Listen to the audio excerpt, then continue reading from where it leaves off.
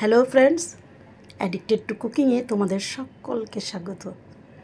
আজ একেবারে ভিন্ন স্বাদের একটা রেসিপি নিয়ে চলে এসেছি তোমাদের কাছে। দেখে আশা করি বুঝতে পারছো এটা পাইনঅ্যাপেল ছিল। হ্যাঁ, ঠিক বুঝেছ, বর্ষাকালে তো প্রচুর পাইনঅ্যাপেল বাজারে পাওয়া যাচ্ছে।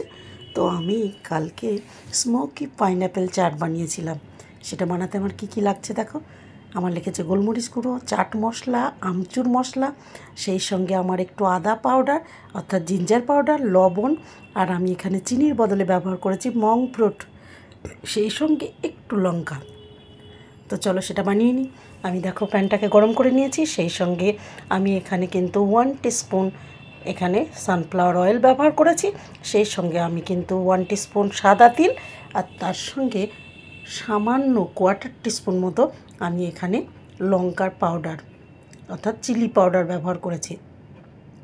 দিয়ে দিয়েছি অল্প একটু লবণ, আর তার সঙ্গে আমি দিয়েছি মং ফ্রুট, যেটা আমি চিনির বিকল্প হিসাবে এখানে ব্যবহার করেছি।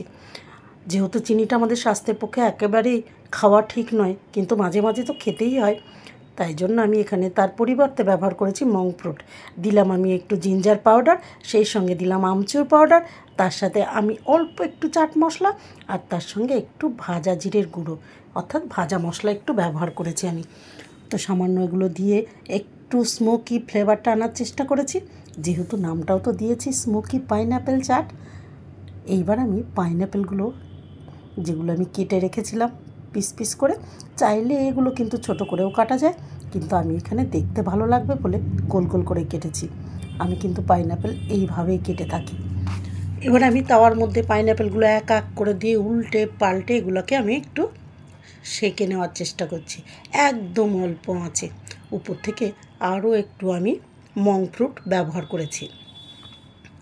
অনেকে হয়তো ভাবতে পারো যে মং ফ্রুটটা কোথায় পাওয়া যাবে। এটা কিন্তু অনলাইনেই পাওয়া যায়, দোকানে সেইভাবে কিন্তু এটা পাওয়া যায় না।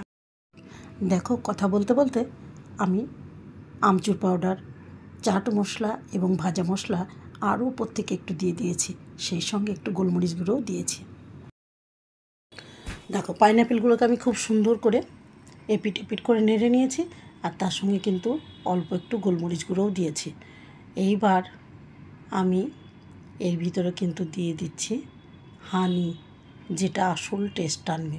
পাইনঅ্যাপেল যদিও মিষ্টি হয়, কিন্তু হানিটা দেওয়ার ফলে এটাতে একটা দারুণ একটা স্বাদ নিয়ে আসে।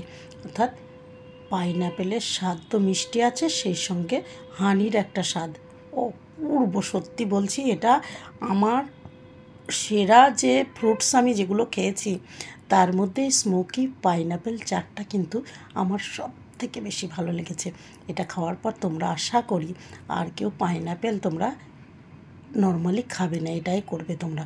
আমি জানি সেটা, এবং সেটা আমি গ্যারান্টি দিয়ে তোমাদের বলছি। খুব ভালো লাগবে, যাকে খাওয়াবে তারই ভালো লাগবে। তো তোমরা সকলে এটা বানাবে, বানিয়ে খেয়ে বলবে এটা তোমাদের কেমন লেগেছে।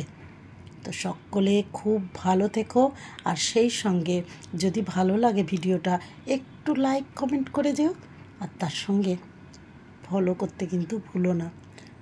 আবার বলছি, এটা বানিয়ে খেলে বুঝবে এই স্মোকি পাইনঅ্যাপেল চাট সকলের খুব প্রিয় হয়ে যাবে। আর এতটাই প্রিয় হবে যে সারাক্ষণ দেখবে সে তোমার গুণগান তো গাইবেই, আর প্রতিদিন বাজার থেকে পারলে একটা করে পাইনঅ্যাপেল হাতে করে নিয়ে আসবে, কারণ এটা সত্যিই সুস্বাদু, অপূর্ব টেস্ট। তো চলো, সকলে খুব ভালো থেকো।